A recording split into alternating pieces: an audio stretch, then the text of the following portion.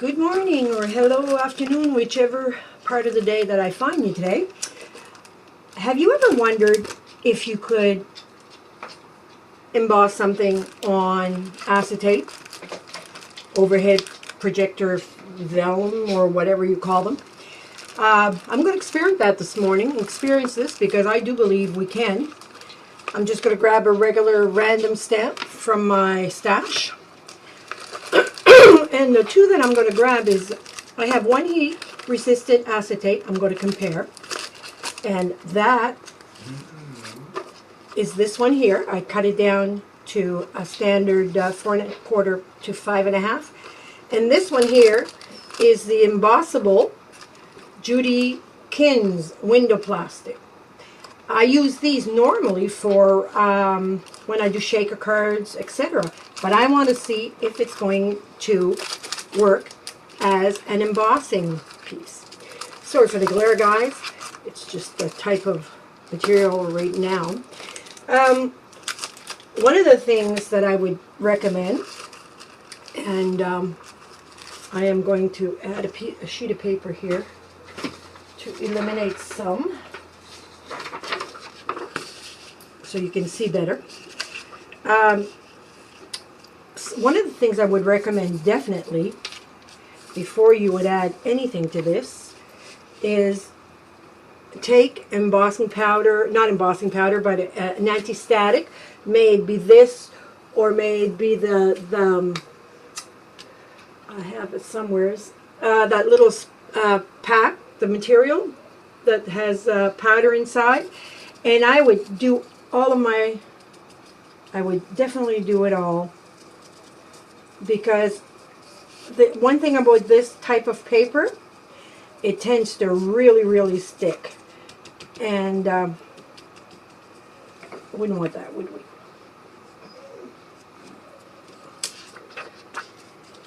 I'm going to do the opposite side because I really don't want it to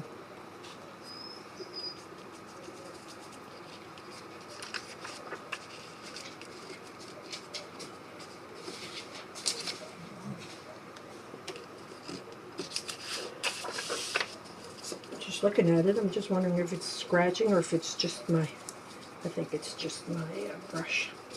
My brush strokes are showing. Okay, so my anti-static is done. And this is, I forget what this brand is. Doesn't, oh yes it does. EK Tools. My little, you probably, most of you have seen this. Now I'm just going to grab a stamp. And I'm going to attach my Versamark on it. I think I'm going to grab this one. It's, now, why would you emboss? You're maybe thinking, well, you could emboss for a different reason. You could emboss for just the sheer fact of having, sorry guys, I'm looking for a block. For the sheer fact of having an emboss look on there. You could emboss on this to do some coloring on the opposite side to make it look like a stained glass. Or you could print your image on a cardstock, color it there, and emboss the top exactly the same place, and fit the window sheet on top. It would give it a really nice effect. Really nice second effect. Just a different effect altogether. This is Versamark, your typical watermark stamp pad. So you don't have to have typical. I have one that is Stampin' Up. I have another one that comes from just your typical store. I have all kinds. But for now, I'm just going to use this, and I'm going to stamp it, my image, right in the middle of, yep, I can see it. It grabbed on very well. What I'm looking for is to see if it's going to warp. I think you have to move your gun, I would suspect, back and forth, because I mean, if you're going to leave it even on a piece of paper, it could burn. If your gun is heat gun is very strong, especially. And for this purpose, I'm going to use black Versamark, just because it'll show better for you guys to see. So I've pressed that down very well, and so that's all worked. I'm going to get my little handy dandy tray here that I use for just about everything that I do, just because it's so easy to put back in the jar. I'm going to use my black Stampin' Up. I'm not a Stampin' Up demonstrator. It's just that for the longest time we were getting together, a bunch of girls in the wintertime, and I like their products, but what I enjoyed the most is getting together with the girls. So that is why that I have quite a bit of Stampin' Up. I am going to take my brush, my dollar store brush here that I used to. It stuck more than I thought it would on the acetate, guys. Not sure if I like that, or maybe it's on the opposite side. I just don't want it to show.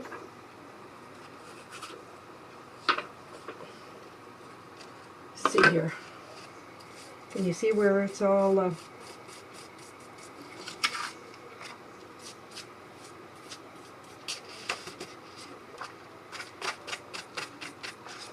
yeah. I don't know, have to be very, very careful. So let me grab another brush here, see if I can take some of these things, because I certainly don't want that on there. It's going to make it very rough, and maybe I didn't put enough static cling. Maybe that's what I did wrong. I did rub it, but I wasn't quite sure how much was going on there. Maybe we want to really make sure, guys, that it's all there.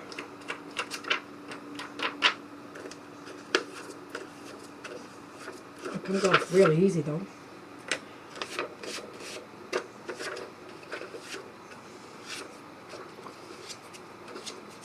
Let me see. I'm going to, I do believe my little pouch is right here. I'm going to do the other one, I think, with the pouch. Ooh. Maybe it's too late. Same thing happened here. You see?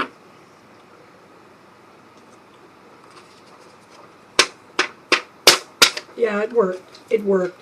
I must have done something wrong to that one, because it's coming off fairly well on this one here. I'll take care of that later when I'm off camera. And I'm just going to scoop most of this off so we can, I'm going to start from a fresh sheet here. Hold on a minute. A fresh sheet here so I can see what I'm doing. And most of this is on the opposite side. Can you see? It's all on the opposite side. Well, first thing is I do not like the way, I don't know if the heat would affect the opposite side. I'm not sure, but I'm not going to take any chances.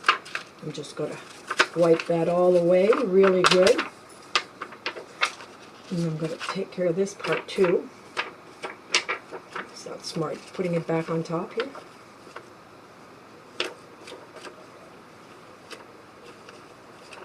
There. Alright, well, let's try that for a start. What I'm going to do is I'm going to heat it up, but I'm not going to do it on camera because it'll make a lot of noise and it's going to be aggravating. Just leave with me and give me a few minutes. I'll be right back. Okay, I've done them up. Heat them up about the same amount of time, I would say, not one more than the other. I'm just wiping off the excess here on the acetate with a non-stick, whatever you call a sheet. I'll take all it will take off the excess. First,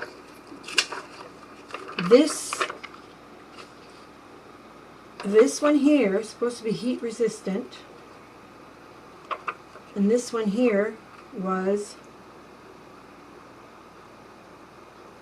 this one here is heat resistant, and the other one here was my window. No, this is my window emboss by Judy Kins, and this is my heat resistant acetate. And you know what? It didn't really warp. I don't know if I can show you guys that. It didn't really warp, but look, I don't know if you can tell, it just got, it has like a slight wave to it. And I use the gun that I used is nothing super, it's our, the Ranger heat tool is what I used on this particular occasion. And because I find that one there is a good gun for doing embossing because it doesn't blow it out. It just has a nice heat, which I have another one that has, what brand is this? I forget what brand this is. But it throws, it's perfect for a heat gun, but it throws wind with it, if you know what I mean. And when it does that, it tends to blow some of the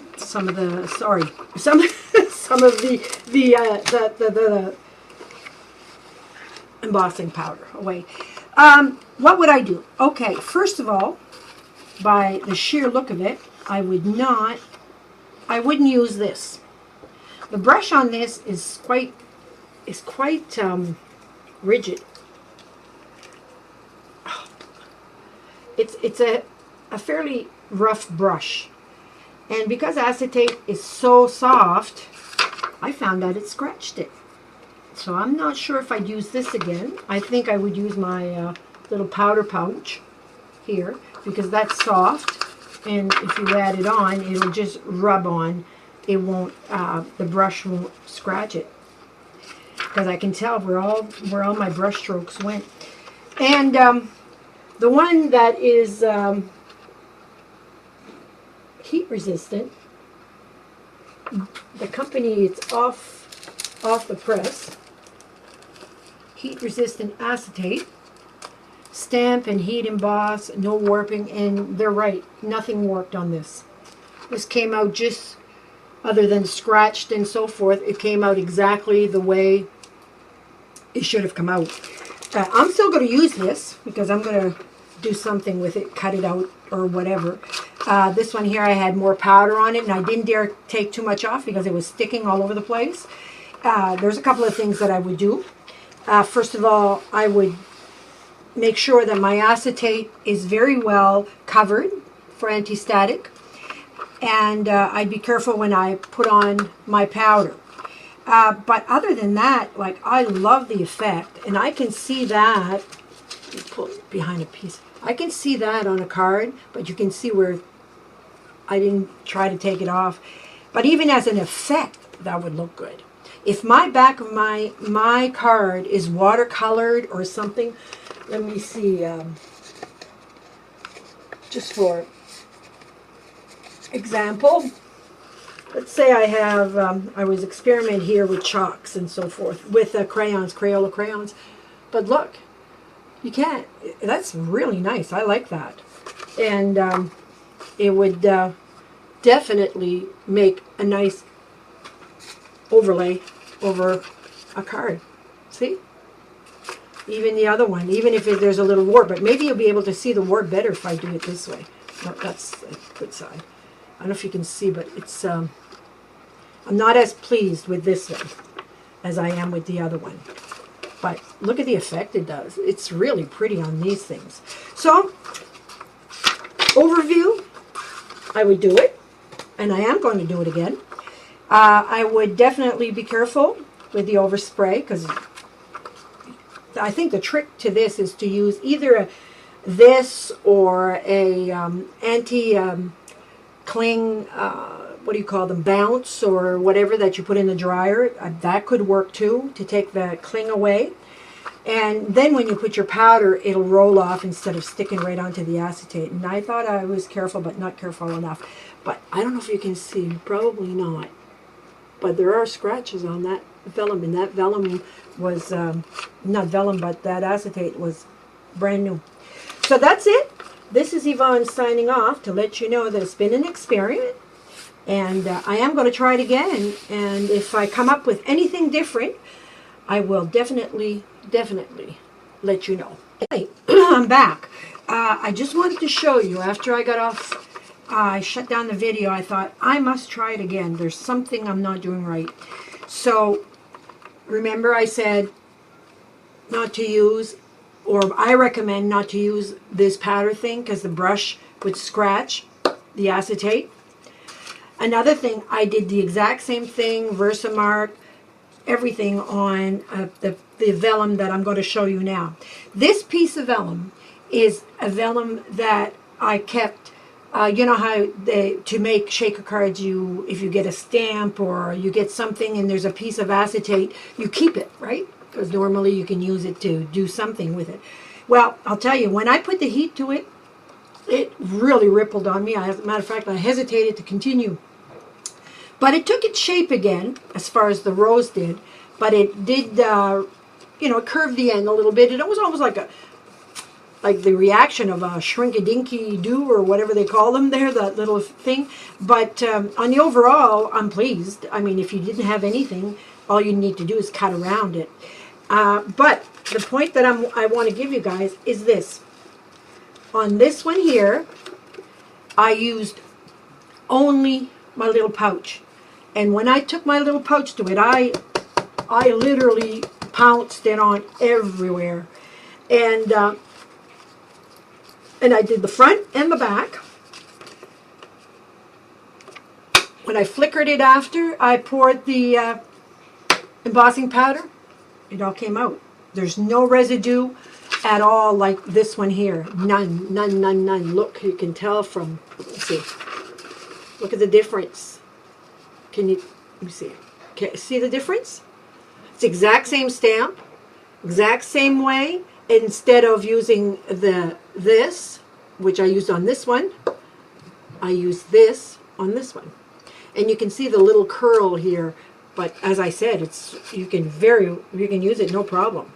Here, I wipe that powder off. I was so excited that it turned out. I wanted to get in the camera right away and tell you guys. This one here is exactly the same thing. It came out perfect, and this is the heat-resistant acetate right here that I'm using, and it turned out perfect. Like, there's no residue whatsoever. There's no scratches from the brush, because I didn't use the brush. I used the pounce, and yeah, it's perfect. And if you don't have a static cling like this, use powder. If you have powder in your house, like baby powder or scented powder, I don't know, but use it, because that's what the anti-stain cling is. If you smell this is closest to baby powder as you're going to get. If it's not that, I'd be surprised. So in this one here, can't smell this one. I've had this one for so long, but yeah. So that's the scoop on that, guys. I hope that's helped you, because look, I'm going to put this behind. Well, let's go back to the same papers that I did. See how pretty that is? And even with this, like if I had to cut it down, you know, it's still, you can tell a little bit of that there's a little bit of warping, but not a whole lot. Let me see if I can. Oh, that's cute. That almost looks like a washi in the back. Anyway, this is me. I wanted to show you guys that and give you guys an idea of what you can do with acetate and embossing, because embossing is so much fun. You know, it's a little messy, but I mean, crafting is messy sometimes.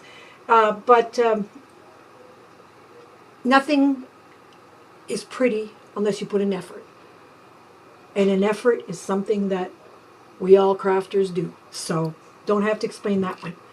This is me, Yvonne, signing off. I hope you've enjoyed this, and I hope you'll try this, please. And if you do, post it.